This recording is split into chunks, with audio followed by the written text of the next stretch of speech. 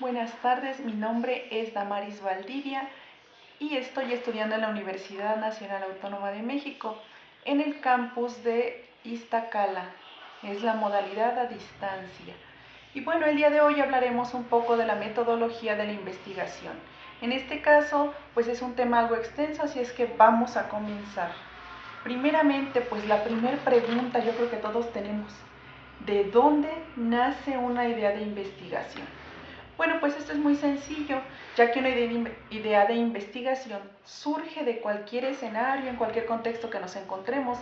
Muchas veces nosotros nos preguntamos al ir caminando por la calle: ay, ¿por qué los árboles se mueven? A lo mejor los niños se preguntan: bueno, ¿y por qué los superhéroes tienen capa? O por ejemplo, los padres de familia se pueden preguntar a lo mejor: bueno, ¿por qué mi carro gasta tanta gasolina? Y bueno, de ahí, de esas preguntas comunes y corrientes, surgen los temas de investigación o las ideas de investigación. Sin embargo, son un poco generales en este caso, porque pues sería mucho trabajo estar investigando a lo mejor por qué mi carro gasta tanta gasolina. Pues hay muchos modelos de carro, entonces tendríamos que ir como definiendo un poco más la investigación. Y para esto, bueno, tenemos un segundo paso, que es plantear el problema. Y bueno, como su nombre lo dice, significa hacer una pregunta más específica acerca de lo que es el problema. Bueno, en este caso vamos a tomar un poquito lo que es el área en la que nos vamos a desarrollar, que es para necesidades educativas especiales. Y bueno, una pregunta muy general que todas las madres y los padres tienen cuando llegan a consulta, y bueno, en general todos los que tienen hijos, aunque no vayan al psicólogo, es: ¿por qué mi hijo no aprende? ¿Por qué si yo le doy bien de desayunar? ¿Por qué si está sano?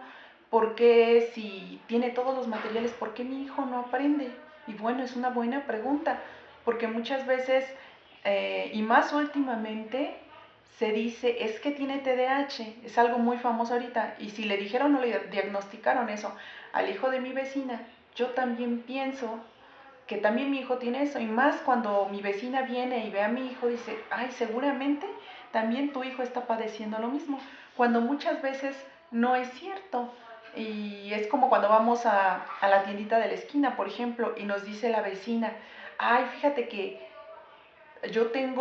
estoy sufriendo de tos. Y ahí vienen todos las recetas secretas de las familias heredadas por mucho tiempo, en donde nos dicen: ay, fíjate que yo tengo un tecito muy bueno. Y la otra nos dice: ay, no, fíjate que yo estoy yendo, este, por ejemplo, a meterme a baños de agua tibia. Y otra nos puede decir: no, pues a mí me funcionó muy bien esta pastillita.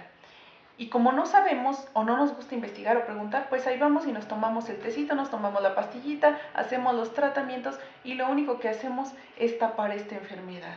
Pero bueno, esto es lo importante aquí, es que para hacer realmente una investigación no nos vamos a quedar con la idea de lo que nos dice la vecina o nos dice la amiga, sino que vamos a hacer un examen de lo que quiero yo hacer, o sea, los objetivos. Y viene otra parte, que son los objetivos de mi investigación: en dónde estoy y a dónde quiero llegar. Generalmente hacemos un objetivo más general y otros particulares. Ese es el objetivo de mi investigación. Bueno, pues ya tenemos a lo mejor la idea general, que volvemos al tema, serían los problemas de aprendizaje. Pero bueno, dentro de estos problemas de aprendizaje o las causas de por qué mi hijo no aprende, serían muchas. Si vamos con un médico, nos va a decir: bueno, porque tu hijo está enfermo. Si vamos con un nutriólogo, porque tu hijo no desayuna. Y así sería un mundo de respuestas y un mundo de investigaciones, y no acabaríamos nunca de hacer la investigación. Entonces tenemos que centrarnos en el área en la que nosotros estamos estudiando. Vaya, si yo estoy estudiando arquitectura, no voy a ir a estudiar un tema de medicina. Obviamente tenemos que enfocarnos en lo que a nosotros nos concierne. En este caso es la psicología. Y bueno, como psicólogos pues podemos tener también varias causas. Podemos decir: bueno, puede ser porque por las emociones, por problemas familiares. A lo mejor podemos tener esas dos. Bueno, hay que ver entonces cuál de las dos me interesa más. En este caso pues vamos a dejarlo como los problemas familiares influyen o no en el aprendizaje de los niños. Ese sería mi planteamiento del problema. Y bueno, mis objetivos serían, los objetivos es a dónde quiero llegar, qué pretendo. Debo de tener un objetivo general realista, algo que sí pueda realizar, porque si yo digo, bueno, mi objetivo general es conocer todas las causas y problemas que hay dentro de la familia para que los niños no aprendan. Igual va a ser un estudio muy, muy grande. Entonces, debo de delimitar también qué es lo que quiero hacer y cómo los pasos para llegar a eso. El objetivo general entonces de mi práctica sería conocer el grado en que los problemas familiares influyen en el aprendizaje de los niños. Mis objetivos particulares pues ya serían, ¿cómo lo voy a hacer? Bueno, voy a hacer un autorregistro, voy a pedir que los padres hagan un autorregistro de las conductas o de los problemas que han tenido en casa y lo lleven durante 2 meses. Posteriormente voy a hacer un examen, voy a aplicar un instrumento al principio para ver el aprendizaje de los niños y un aprendizaje después de haber aplicado lo que es el autorregistro. Bueno, esto ya es lo que, bueno, esa sería una de las posibilidades si yo fuera a aplicar un tratamiento. Sin embargo, aquí como yo no voy a aplicar ningún tratamiento, yo nada más quiero saber cuáles son las consecuencias, pues entonces voy a llevar mi autorregistro y me voy a guiar por las calificaciones que tienen los niños. Voy a estar observando a los niños en el salón y de acuerdo al autorregistro voy a ir comparando, bueno, este niño es más travieso, este niño es más calmado, ver otras cosas para sacarlas y que no influyan, porque muchas veces el hecho de que el niño no esté aprendiendo no es tanto los problemas familiares, sino que a lo mejor el niño dentro de la escuela se está distrayendo, entonces tenemos que tener un poquito un control de estas cosas para poder tener unos resultados más fiables. Posteriormente vienen mis preguntas de investigación. ¿Qué voy a hacer? ¿Cómo lo voy a hacer? Y bueno, ya ahorita estuvimos viendo un poco qué voy a hacer. Bueno, investigar. ¿Cómo lo voy a hacer? Voy a hacer instrumentos, los pasos que debo seguir.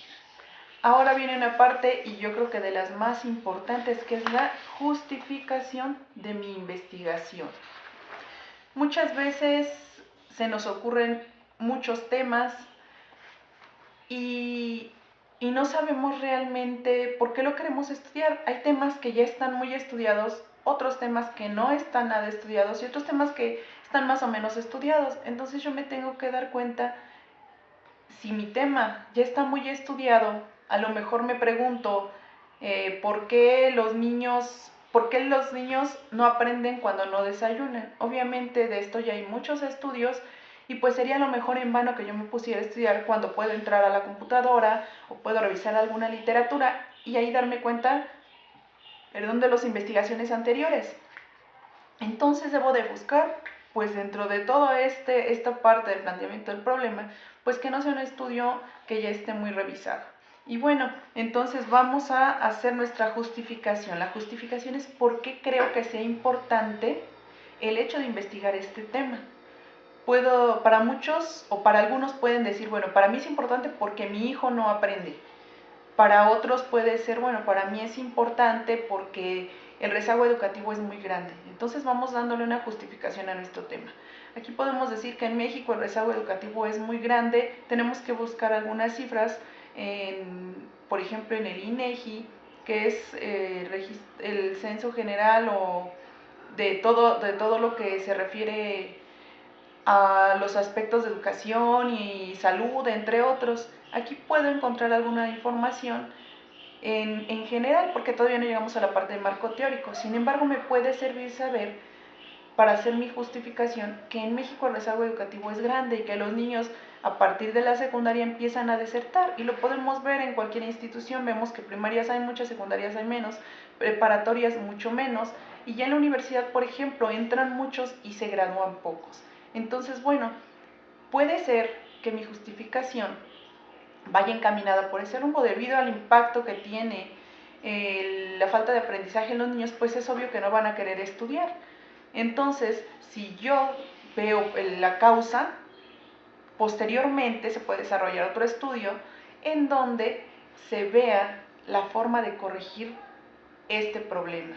En este caso lo vamos a dejar así como un estudio meramente descriptivo, que posteriormente estaremos viendo qué es, en donde voy a observar la variable así tal y como está, que es los problemas familiares influyen en el aprovechamiento de los niños. Y bueno, ahora sí viene la parte importante, que es el investigar un marco teórico. El marco teórico es la base o el sustento de toda mi investigación. En este caso, debo de buscar en fuentes confiables para poder realizar un buen marco teórico. Aquí entonces sí voy a revisar qué tantos estudios hay sobre mi tema, qué estudios se han realizado muy similares a mi tema, cuáles puedo retomar como base para mi investigación. Si ya hay otros temas, puedo ver qué líneas siguieron, qué instrumentos utilizaron para medir, cuáles fueron las variables, las hipótesis, cuáles fueron los objetivos de esas investigaciones, qué tan similares o diferentes son a la mía. Si ya está muy estudiado mi tema, pues puedo cambiar. A lo mejor ya no estudiaría cuál es el origen, si los problemas familiares afectan en el aprendizaje de los niños. A lo mejor podría tener otro enfoque y ya diría, los golpes de papá a mamá, ¿qué tanto influyen en el aprendizaje de los hijos? Sería algo más específico a lo mejor y que no esté tan estudiado. Puede haber diferentes cambios, en nuestro caso pues lo dejaremos igual. En el marco teórico debemos de buscar por lo menos bibliografía en inglés, en español, y tener bastante sustento. No se trata de escoger uno o dos libros y con eso sustentar mi investigación, y menos si es una investigación que pretendo mandar a alguna revista. Debo de tener una fundamentación por lo menos de 10 libros, de 10, 15, 20 libros en adelante, incluyendo referencias no solo en inglés, se pueden incluir en otros idiomas. Y es bueno porque hay otros países que también han estudiado el tema y me puede servir. Sin embargo, pues es mejor la literatura que esté en mi país y que sea reciente, de 5, máximo 6, 7 años, para que esta información sea válida, porque como sabemos, pues los cambios en la sociedad van siendo grandes y bueno, pues lo que antes era, ahora ya no es. Entonces, lo mejor es tener literatura nueva en donde se van aplicando, aparte de todo, nuevas técnicas, nuevos métodos, y pues me pueden servir más.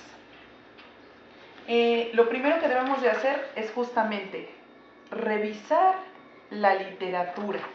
¿Qué quiere decir? Que me voy a meter a los bancos de datos y voy a revisar qué es lo que ya hay. Si puedo ir a una biblioteca presencial, digo, anteriormente se usaba así, ahorita con los avances de la tecnología, pues ya es mucho más fácil meterme a la computadora, desde cualquier dispositivo inclusive puedo estar yo revisando la bibliografía y ya no es necesario que a lo mejor yo vaya y dedique 2, 3, 4, 5 horas a estar en un lugar.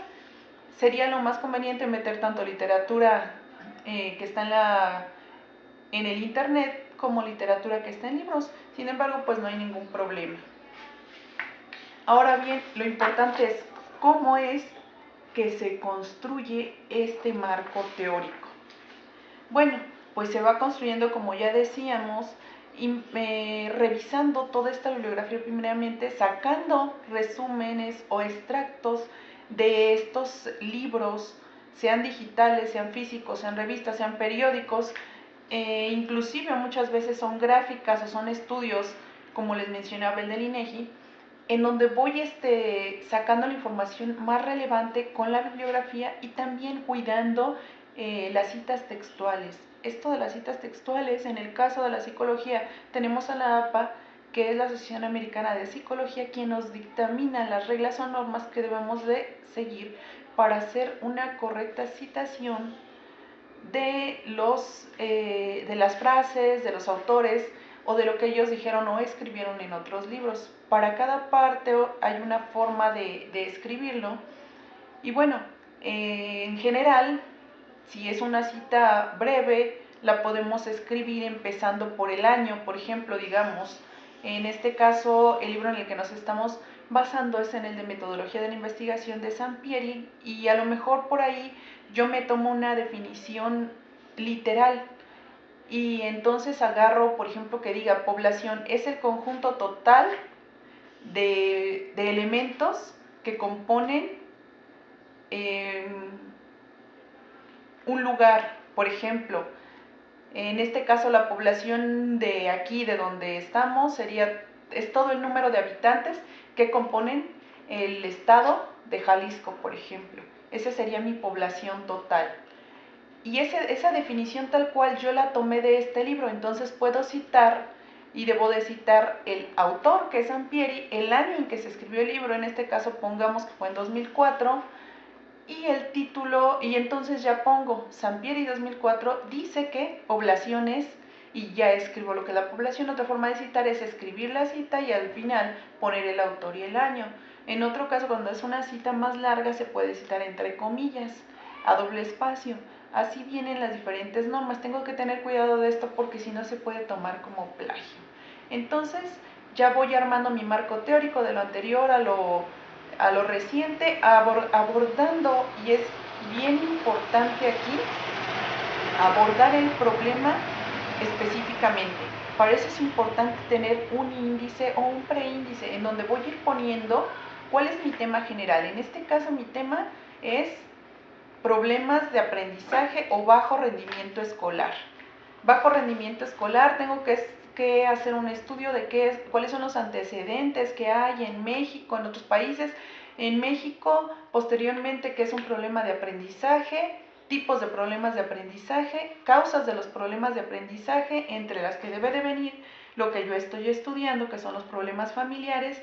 Posteriormente ya podemos meter otros temas, pero bueno, en general es hacer un índice con los temas lo más específicos para no abordarlo todo, porque si no, entonces yo veo que en el estudio del 2015 alguien estudió que los problemas de aprendizaje son causados por enfermedades, por falta de sueño, por las emociones, por golpes en la cabeza. Y volvemos a abrir la investigación, después de que ya la habíamos cerrado, la volvemos a abrir. Entonces es importante no hacerlo y tener un índice más o menos para tener una idea de cuáles son los temas que sí debo de tratar, que son importantes para mi marco teórico, para sustentar mi investigación, y cuáles no. Es importante tomar números, por ejemplo, números de qué tan bien les funcionó el experimento a otros. En este caso, por ejemplo, yo puedo irme dando cuenta que a lo mejor de una investigación descriptiva, de solo ver cuáles son los problemas de aprendizaje, cuáles son los problemas familiares que afectan a los niños en el aprendizaje, a lo mejor me doy cuenta que eso ya fue muy visto y debo de cambiar mi problema de investigación. Entonces es un buen momento, ya revisando la literatura antes de avanzar más, en que yo pueda decir, bueno, ya me di cuenta que hay muchas investigaciones de esto. Entonces lo que yo decido, bueno, es realizar una intervención. Voy a hacer una intervención en donde vea si las estrategias de aprendizaje influyen o no en el aprendizaje de los niños.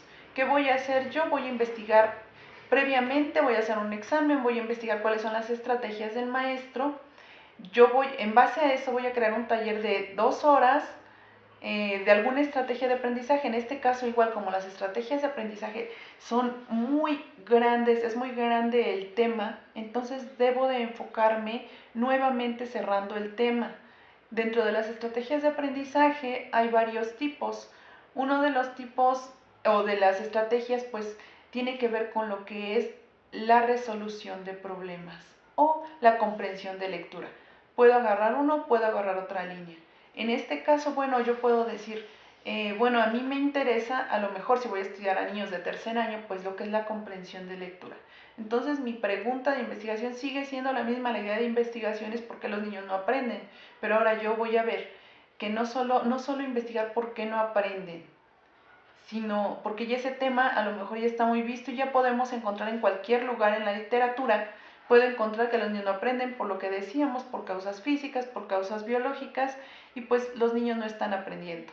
Entonces, pues ¿para qué buscar algo que ya está hecho y podemos aportar algo más si yo desarrollo un taller de comprensión de lectura y no solo le puede favorecer a un grupito, puede favorecer a un poquito más de personas?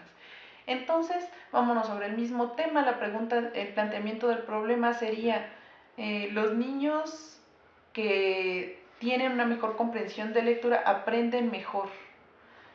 Entonces, mis objetivos serían desarrollar un taller para ver si realmente la comprensión de lectura tiene o no que ver con el aprendizaje de los niños.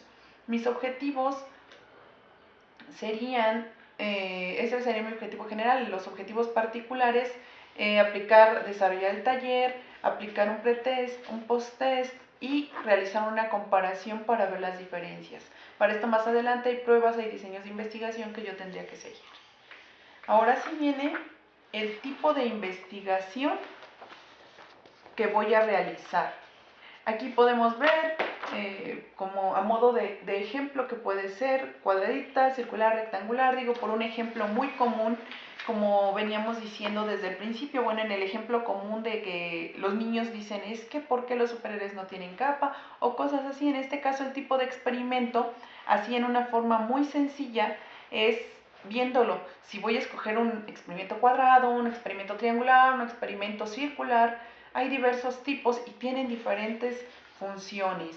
Y pues entonces llega el momento en que yo debo de escoger si me gusta más lo cuadradito, o por ejemplo cuando como mujeres vamos a escoger ropa, debemos de ver qué tanto esa ropa nos queda o no nos queda. A lo mejor en la mañanita yo me levanto y estoy muy contenta, muy alegre, pues a lo mejor voy a escoger una ropa clara, una ropa muy viva, y eso es lo que me voy a poner el día de hoy. O a lo mejor voy a ir a una entrevista o voy a salir con mis amigas, pues tengo que escoger algo adecuado a ese momento. Es lo mismo en la investigación. Debo de escoger el tipo de investigación que le quede a mi pregunta de investigación. No puedo escoger un tipo diferente. Por ejemplo, si voy a ir a hacer deporte, no me puedo vestir con un traje. O si voy a ir al gimnasio, me voy a llevar una minifalda, por ejemplo, o me voy a llevar ropa de playa. Cada lugar tiene un tipo de ropa con la que social y moralmente yo debo de vestirme. Digo, tiene sus variaciones y podemos hacerle nuestras adaptaciones. Asimismo, es en el campo de la investigación. Nosotros podemos hacer las adaptaciones de, de, la, de los tipos de investigación a nuestro estudio. Ya están dados la mayoría y pues nada más es conocer cuáles son sus alcances y entonces sí poder ver cuál le queda. Hay un tipo de investigación que es la exploratoria, que me sirve justamente como su nombre lo dice, para explorar un problema que ya existe. En este caso, voy a ver si mi problema ya está estudiado, si yo voy a ver en el aula cómo es que los niños aprenden, voy a explorar todo lo que es el aprendizaje de los niños, voy a ir a la escuela, voy a preguntar con la maestra, voy a hacer pruebas, voy a aplicar diferentes cosas y voy a hacer un análisis, una investigación exploratoria. El otro tipo es una exploración descriptiva. Una exploración descriptiva en donde lo único que voy a hacer es, como decíamos al principio, es describir qué es lo que estoy viendo. ¿Qué es lo que estoy viendo? En el primer caso que habíamos puesto, habíamos dicho que íbamos a describir el problema de por qué, de que los problemas familiares influyen en el aprendizaje de los niños.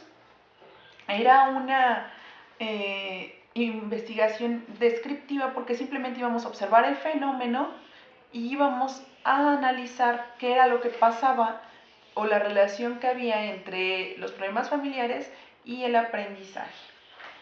El otro tipo es una investigación correlacional. Esto quiere decir que es la relación que existe entre una cosa y otra, ver si hay una relación entre el hecho de que el niño, por ejemplo, puede ser, si mi niño desayuna, no va a aprender bien. Esa puede ser una relación y debo de investigar si hay relación entre mi niño no desayune o mi hijo sí desayune. Hay otro tipo que son las investigaciones explicativas. Ahí damos una explicación del por qué. No solo tomamos el hecho de que mi hijo no desayune bien y porque por eso influye en el aprendizaje, sino damos una explicación a ese cómo y ese por qué. Entonces ya mi planteamiento sería, en el caso de, pues algo común, y volvemos a la ropa. Bueno, si yo me llevo ropa de dormir al trabajo, entonces no estoy cumpliendo con las normas de la empresa y voy a recibir un castigo. Ya estoy explicando qué es lo que va a pasar si yo no cumplo con un vestuario que se me está solicitando. Por ejemplo, en el caso de los señores que dicen, bueno, es que ¿por qué por qué la gasolina no le rinde a mi auto? Cerrando la investigación podría ser, ¿por qué mi auto de modelo tal, año tal, a mi auto, como les comentaba, de modelo tal, año tal, no le está rindiendo la gasolina porque está mal afinado y porque lo corro a mucha velocidad? Ya estoy dando una explicación a ese cuestionamiento. Entonces mi investigación va a girar en torno a eso, mi hipótesis va a ser esa.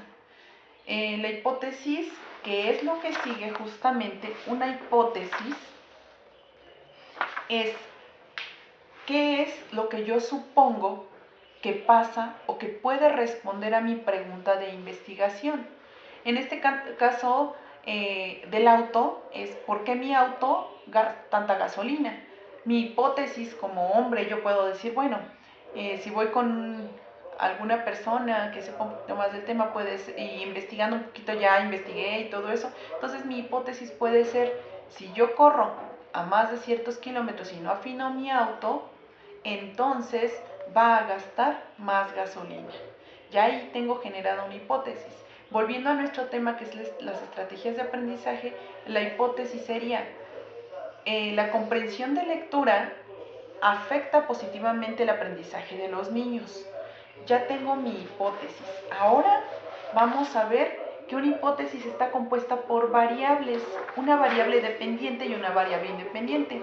La variable dependiente es la que depende de la manipulación de la otra variable, que es la variable independiente. La variable independiente es la que yo voy a manipular. En este caso es la comprensión de lectura, sería mi variable independiente, y la dependiente sería el aprendizaje.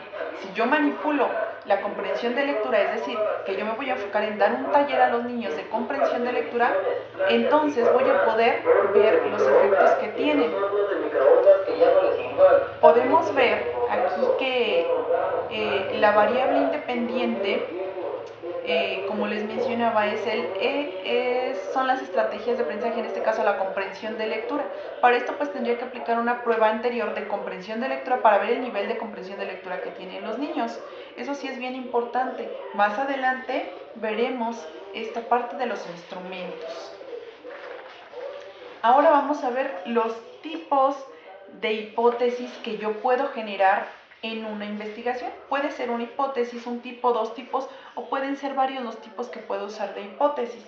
Dentro de los más generales está la hipótesis de investigación, que es específicamente esa hipótesis o ese supuesto de lo que yo creo que va a pasar si yo hago tal o cual cosa.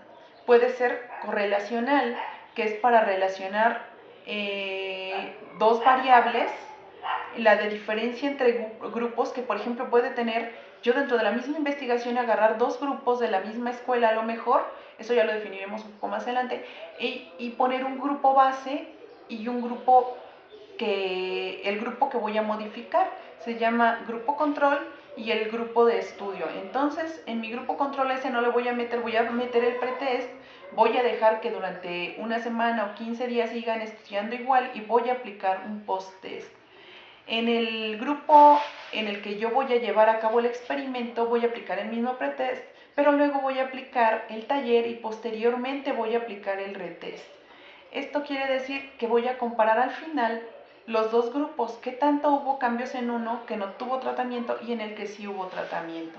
Esta es de diferencia entre grupos. Y el de causalidad, que es si esto, entonces lo otro. Volvemos a nuestra hipótesis del auto de papá, en donde decía, bueno, si yo no afino mi auto, entonces va a gastar más gasolina. Esa es una hipótesis de causalidad. Luego vienen las hipótesis nulas. La hipótesis nula es aquella que dice lo contrario o refuta mi hipótesis de investigación. Si yo en este caso dije, para mi investigación en educación especial dije que la comprensión de lectura afecta positivamente en el aprendizaje. Mi hipótesis no la va a ser, la comprensión de lectura no afecta positivamente en el aprendizaje, o puede ser la comprensión de lectura afecta negativamente en el aprendizaje. Posteriormente viene una hipótesis que se llama alternativa. Esto es una hipótesis que no es ni la de investigación, que es mi supuesto, ni la nula, que contradice a mi hipótesis de investigación. En este caso, la hipótesis alternativa sería que a lo mejor el método de solución de problemas ayuda a los niños a tener un mejor aprendizaje. Es otra estrategia que yo puedo poner dentro, es otro tipo de hipótesis, puedo o no manejarla. Es importante que a nuestras variables les realicemos lo que es la definición conceptual y la definición operacional. La definición conceptual es definir en otros términos lo que voy a hacer. En este caso, la definición conceptual debe de ser qué es comprensión de lectura. Para uno autor puede ser una cosa, para otro autor puede ser otra, y habría un sinfín de concepciones acerca de lo que es la comprensión de lectura. En mi definición conceptual, entonces, debo de poner y especificar qué es para mí, para mi investigación, la comprensión de lectura. Y debo de especificar también qué es para mí el aprendizaje. Teniendo esta definición, entonces pasamos a la definición operacional, que es el procedimiento que describe estas variables. Bueno, ¿qué es ahora operacionalmente? ¿Cómo voy a medir? Y si puedo medir lo que es la comprensión de lectura, que es la capacidad, para mí sería la capacidad para retener lo que leo. Y ya tengo mis dos definiciones, la conceptual y la operacional, que me van a servir más adelante para saber cómo voy a guiar mi investigación. Vamos adelante y seguimos con el elegir un diseño experimental. En este punto, los diseños experimentales son varios, hay de diversos tipos, y debo de escoger el que más se adapte a lo que yo quiero lograr. En este caso, tenemos lo que son los experimentos, que son estudios donde se manipulan una o más variables. Esa es la característica principal de un experimento.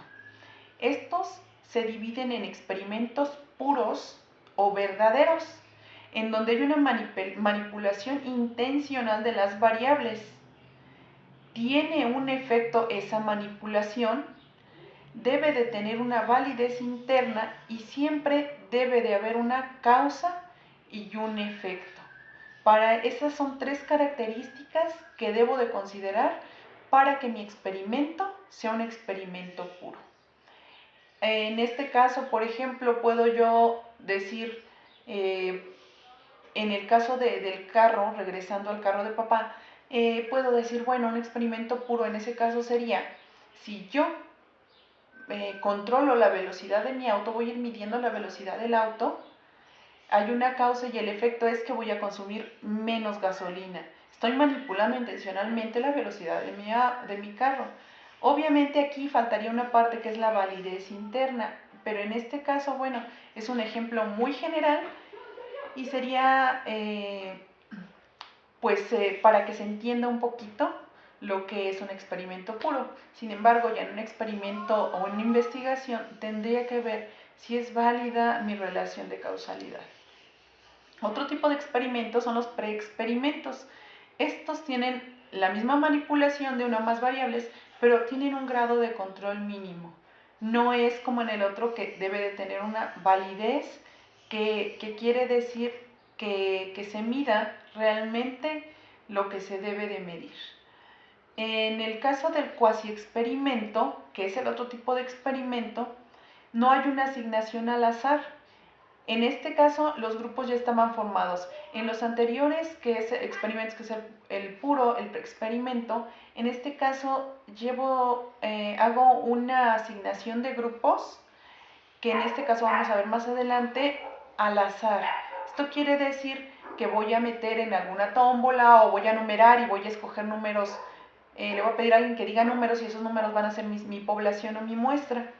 En este caso del cuasi experimento no hay asignación al azar. Por ejemplo, en el caso de que mi estudio vaya a ser en una escuela, ya los grupos ya están hechos, ya están conformados los grupos. Y entonces yo voy a tomar el grupo tal y como está, porque a lo mejor en la escuela no me den permiso de mover a los alumnos. Entonces debo de tomar el grupo como está y ya se convertiría en un cuasi experimento. Tenemos otros que no son experimentos, que son la investigación, el tipo de investigación no experimental. En este caso no se manipulan deliberadamente las variables, sino que se observan en su contexto y se analizan ahí mismo. Está la investigación transeccional o transversal, en donde se recolectan datos en un solo momento, se describen las variables y se analiza su incidencia, la incidencia de estas variables en ese momento que estudiamos. Por ejemplo, yo puedo decir para un estudio no experimental, bueno, yo voy a ir al gimnasio y voy a hacer un estudio acerca de cómo la rutina, una rutina u otra de ejercicio, hace que la gente baje o no de peso. Entonces, como es no experimental, voy a ir en un solo momento al gimnasio y en ese momento voy a preguntarles cuál es la rutina, cuánto pesaban, a lo mejor voy a hacer un estudio, les pregunto cuánto pesaban cuando empezaron a ir al gimnasio, cuánto pesan ahora, voy a ir a lo mejor a un grupo de Zumba, por ejemplo, y voy a preguntarles a las personas, a las participantes, cuánto pesaban antes, cuánto pesan ahora y qué tipo de ejercicio han hecho desde que iniciaron. Entonces ya me van a decir ellas y en ese momento yo voy a ver qué es lo que está pasando y solo va a ser en ese momento en el que voy a meter la investigación y entonces yo puedo hacer ya la hipótesis y decir, bueno, el ejercicio de Zumba sirve o no sirve para bajar de peso. En el estudio longitudinal se ven los cambios a través del tiempo. Aquí sería en el mismo gimnasio, yo puedo ir y puedo verlos a través del tiempo, estar viendo, a lo mejor ir cada semana a ese gimnasio y tomar un grupo que vaya iniciando de Zumba. Al principio yo voy a pesarlas, a pedir que me permitan pesarlas las personas, incluso yo puedo crear este tipo de cosas en mi casa y voy a pesar a las personas antes de iniciar en las clases. Posteriormente vamos a llevar a cabo lo que son las clases y posteriormente las voy a estar pesando cada semana. Este ya sería un estudio longitudinal. ¿Por qué? Porque a lo mejor las voy a estar pesando durante todo un año o durante 6 meses. En este tipo de estudios tienen un poquito de complicación porque muchas veces los participantes se salen. A lo mejor porque alguna de las mujeres que venían ya se embarazó, se cambió de casa. Entonces, cuando son a través del tiempo y empezamos a lo mejor con 20 elementos, podemos terminar con 4 o 5. En ocasiones no, en ocasiones sí terminan todos el tratamiento, pero es muy raro. Entonces tenemos que tener en consideración esto, que a lo mejor empezamos con 20 sujetos, terminamos con 5 o 10. Pero bueno, es longitudinal porque va a ser a través de un año, voy a estarles midiendo y voy a ver cuáles fueron los resultados. Igual si no tengo tanto tiempo, puedo recortar el tiempo. Pueden ser 6 meses, pueden ser 3 meses, eso depende de los objetivos de mi investigación. Tenemos posteriormente la selección de la muestra. Esto es que de toda la población que tengo, de toda la población que hay, voy a seleccionar quiénes sí y quiénes no me sirven para mi experimento. Es la delimitación y se determina en base a mis objetivos. En este caso, si volvemos a nuestro problema que tenemos de las estrategias de aprendizaje en niños, entonces ahora sí, voy a hacerlo en un grupo de tercer grado. Voy a delimitar todavía más mi muestra. Va a ser en un grupo de tercer grado de la primaria, por ejemplo, Himno Nacional, que está ubicada en el fraccionamiento, en la ciudad o en el municipio de Guadalajara en este caso. Entonces ya ahí delimité que solo van a ser niños de tercer año, que estén cursando el tercer año de esa escuela primaria específicamente y en ese lugar. Ya estoy yo delimitando mi muestra.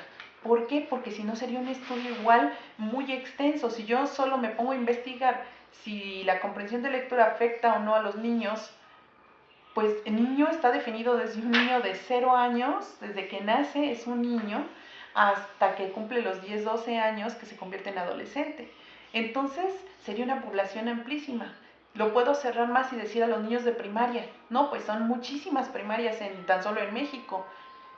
Puedo delimitarlo más diciendo que de Guadalajara, pero aún sería mucho trabajo.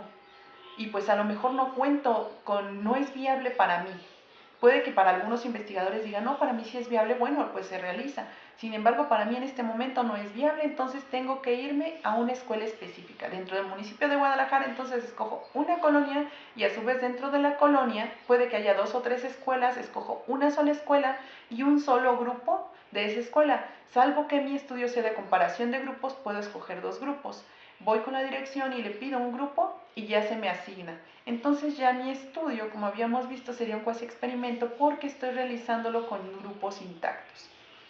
Ahora, puede haber dentro de esta selección de la muestra una muestra probabilística que mide las variables con instrumentos de medición y se analizan los datos con pruebas estadísticas. Se seleccionan los elementos de modo que tengan la misma posibilidad de ser escogidos. Con una tómbola o con alguna cosa así, y entonces se ve lo que ahorita nosotros delimitábamos, que es el tamaño de la muestra, cuántos integrantes va a tener. Ya en este caso que me dan el grupo, pues a lo mejor el grupo tiene de 30 a 40 niños. En el caso de la muestra no probabilística o dirigida, el proceso de selección es informal y poco arbitrario y depende de la decisión del investigador. A lo mejor, si yo estoy estudiando lo que podemos volver al caso del carro o al caso de la zumba, si es el caso del carro, pues yo voy a decir, solo voy a preguntarle cuánta gasolina gastan las personas que tengan un carro de modelo y de año tal. No menciono los modelos para no entrar en marcas y publicidades, pero bueno, sería en general un auto compacto de modelo tal y de año tal. En el caso de la zumba sería específicamente, mi muestra va a estar compuesta por todas las señoras que acudan a un aviso que yo voy a pegar afuera de mi casa. Entonces, bueno, no lo estoy haciendo de manera probabilística porque probabilísticamente sería tomar a toda la población, a lo mejor de mi colonia, y de ahí escoger por nombre, numerar a todas las personas que viven, a las señoras que vivan en mi colonia, y numerarlas, y en base a eso también cubriendo otros requisitos, por ejemplo, que tengan sobrepeso, que tengan cierta edad. Ya estoy delimitando mi muestra, que tengan cierto peso, que tengan cierta edad, pero aparte, para seleccionarlos, lo único que voy a hacer, lo que voy a hacer en la probabilística es ir sacando a lo mejor numeritos, numerarlas a todas y sacar numeritos de una tómbola. O también puede ser que le pida a alguien que me diga algún número y ya lo voy a ir sacando a esas personas y esas van a constituir mi muestra. Debo de aplicar varias pruebas para ver que mi muestra realmente sea representativa del universo que pretendo abarcar. Representativa quiere decir que pueda ser exportados los datos a toda la población. En el caso de la no probabilística, pues como les mencionaba, es una selección informal en donde voy a poner un letrero afuera de mi casa y quienes quieran, cuando se junten 20 personas, esas 20 personas las voy a trabajar. No es una muestra representativa porque a lo mejor no cubren totalmente los requisitos o nada más son de un área o son personas que tienen que caminar mucho y eso también va a afectar en mi investigación. Ahora viene lo que es la recolección de los datos. Aquí son 4 pasos, que es seleccionar un instrumento, aplicarlo, preparar las mediciones o codificarlo y debe de tener confiabilidad y validez mi instrumento. Esto quiere decir que mida lo que debe de medir y que realmente me arroje los resultados que quiero. En la selección de instrumento hay instrumentos que ya están hechos, hay otros que todavía no están realizados, unos ya están avalados en el caso de las pruebas psicométricas o las pruebas que se utilizan. En este caso, para medir la comprensión de lectura ya hay pruebas hechas, o puede que haya un estudio previo donde ya haya una prueba que se haya estandarizado, que sea válida y confiable, y entonces podemos usar esa. En el caso de que no haya instrumentos para medir, pues yo puedo crear uno. Si lo voy a hacer de manera, regresando a nuestro caso de la zumba, pues mi instrumento puede ser simplemente el llenar la tabla con el peso de las personas, después meter el procedimiento y después volver a llenar con el peso. Entonces, es algo muy sencillo. Sin embargo, para propósitos de investigación sí es necesario llevar a cabo todo un procedimiento, esto es algo de psicometría y que es algo también bastante amplio, y por eso nada más lo menciono de manera general, para poder realizar un instrumento. Se aplica a la muestra, en este caso nosotros habíamos dicho que lo íbamos a aplicar antes de la intervención, posteriormente preparamos las mediciones, las vaciamos en tablas y entonces sí ya puedo realizar mis resultados, que vamos a ver el análisis de resultados en la siguiente sección. Después aplico mi tratamiento y vuelvo a aplicar el instrumento.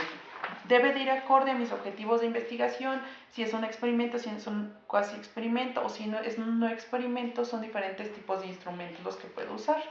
Hay experimentos que son,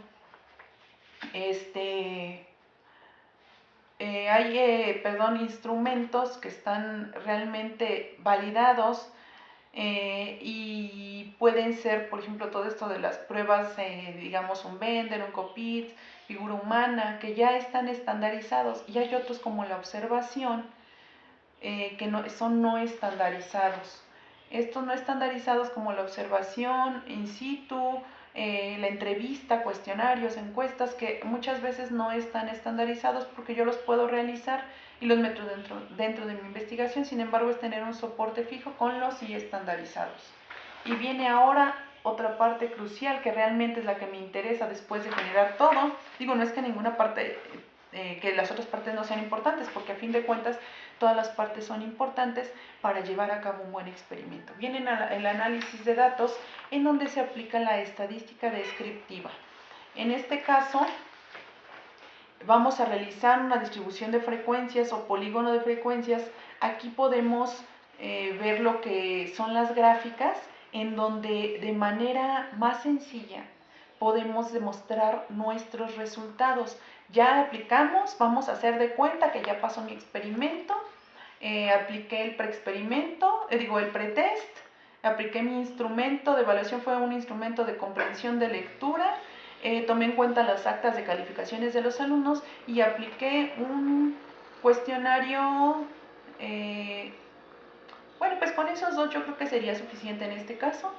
Ya tengo mis resultados del pretest y tengo los resultados del posttest. Ahora, ¿qué pasa? ¿Qué viene? Vaciarlos en una tabla, ya sea por Excel o por SPSS o por algún programa que hay de los programas que hay de estadísticas, y los sé manejar. Pero bueno, vamos a ver que lo podemos hacer también a mano.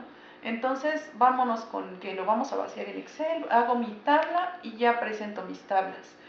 Aquí puedo presentar los resultados en forma de gráficas para darle más visibilidad y que las personas que van a leer mi experimento puedan darse cuenta de mis resultados. Si vamos a la parte práctica, en donde estamos haciendo nuestro experimento con las chicas de Zumba, para que se animen, a lo mejor puedo ponerles aquí una gráfica en mi casa donde estoy dando las clases de los avances que han tenido. Entonces pongo el nombre de cada una de ellas y voy poniendo las gráficas de baja o de que van bajando o van subiendo de peso. En este caso una gráfica lineal o con puntos, en este caso se unen los puntos, sería una buena gráfica porque se ve muy claramente lo que pasa.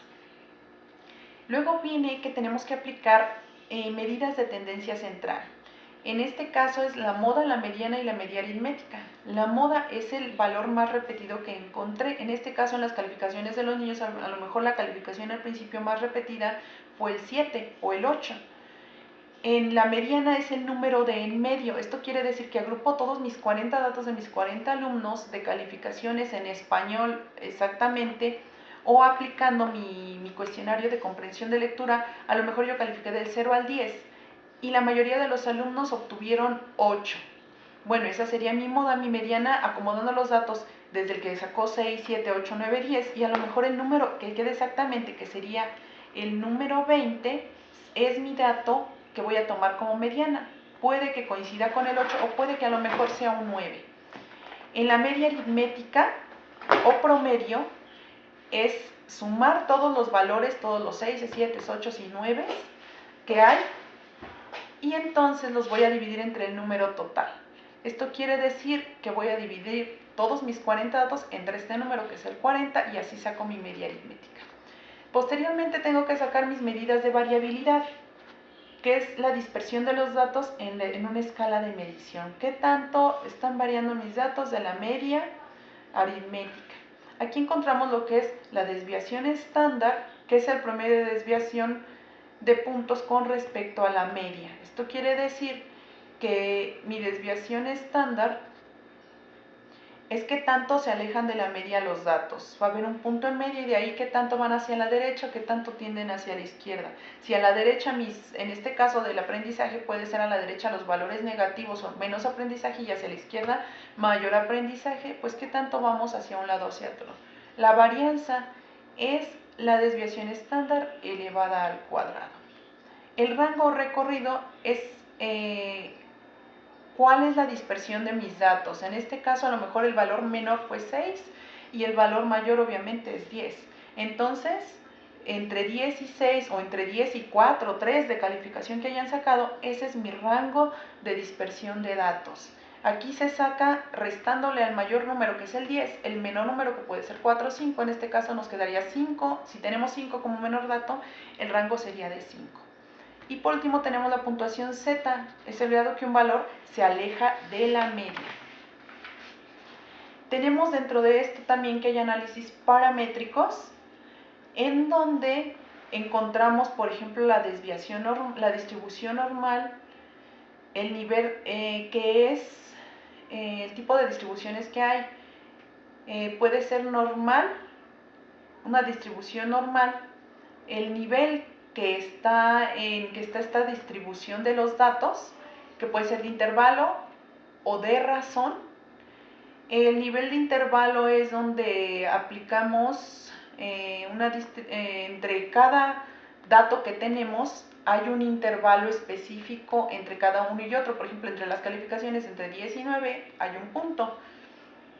Tienen una jerarquía, el 10 es mejor que el 9 y el 9 es mejor que el 8. En el de intervalo, en este caso el 0 no significa ausencia de. En el caso, por ejemplo, podemos aplicarlo en un caso práctico. En el caso de la temperatura del cuerpo, el 0 puede no significar ausencia de temperatura, simplemente es que hay una temperatura muy baja.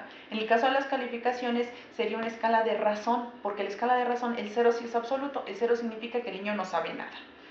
Tenemos que tener una varianza homogénea, tiene que tener estas características. En este caso de análisis paramétricos existe el coeficiente de correlación de Pearson, la T de Student y la ANOVA, que es el análisis de varianza. Estos son los tipos de análisis paramétricos que existen y son para ver si realmente mi estudio tiene una diferencia significativa. Esto quiere decir que realmente hay una diferencia entre una calificación obtenida antes y la calificación obtenida después. Y hay otros tipos de análisis que son los no paramétricos. Estos se pueden aplicar en distribuciones no normales y con datos en cualquier nivel. Esto quiere decir que puede ser en el nivel ordinal o en el nivel nominal. En el nominal, por ejemplo, cuando decimos sexo, femenino, masculino, no hay una jerarquía ni hay un orden de que femenino sea más que masculino. Simplemente se está dando un nombre y ese es el nivel nominal. El nivel ordinal es cuando decimos primero, segundo, tercero, cuarto, quinto de primaria, entonces le estamos dando un orden a los datos. En este caso, los análisis no paramétricos son la G cuadrada, el coeficiente de correlación e independencia para tabulaciones cruzadas y el coeficiente de correlación y rangos de Spearman y Kendall. Y bueno, dentro de todo hay algunos cálculos que, como decíamos, se pueden hacer por computadora en programas específicos. Y bueno, hemos llegado al final, pero pues ya es la parte del reporte de investigación. Ahora vamos a integrar nuestro reporte de investigación. Y bueno, en esta parte debemos de seguir un formato previamente establecido. Hay diversos formatos, sin embargo hay un formato general en toda metodología de la investigación. También lo maneja APA, tiene su formato diferente y cuando vamos a publicar en alguna revista científica hay un formato. En general debemos de poner la portada que incluye un título.